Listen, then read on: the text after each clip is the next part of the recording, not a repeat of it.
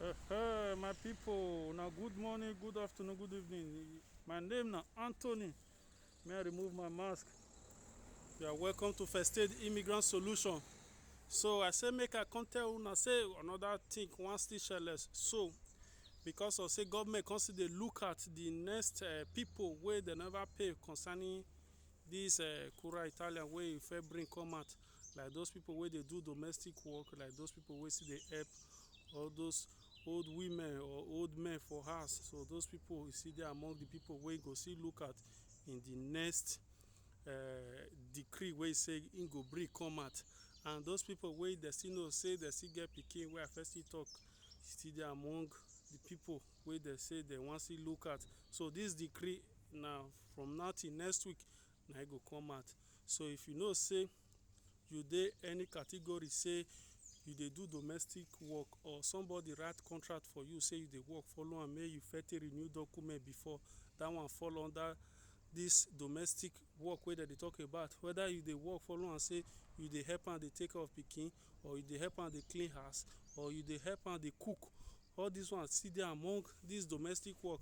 Or if you still dey under religion sector, like those people wey dem know say dem dey work follow all these reverend fathers, so they say they'll still give them money, and the money wey they talk say this ranges from 200 to 400. Some they talk say they want to increase am to 600, but more first still wait make that decree come out. So as soon as the decree come out, so we'll see try, we'll still come still give una the latest update. But for now, the one way they talk say they want first they take care of now those people where they know say they take care of old women, or they get contract where they talk say that they do this domestic work. Now Italo they call cough. While those people where they take care of old women or old men, and they call badanti. So those one now still fall under this category where they sit or say they'll still look at how they'll still give them money, while the rest of that people where they first give money before, those one will still manage the one where they first give them.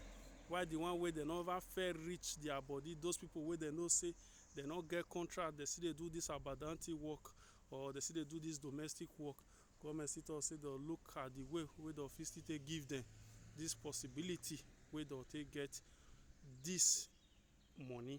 So now say make I can use this medium to tell una say this law it never come out, but they still talk on anytime where they take talk finish say they want to do am, I'll still come here come still drop am. So the president they talk say e dey among the decree, which is the decree wey im go bring out any moment from now, and that decree na April decree, but na May e go talk am.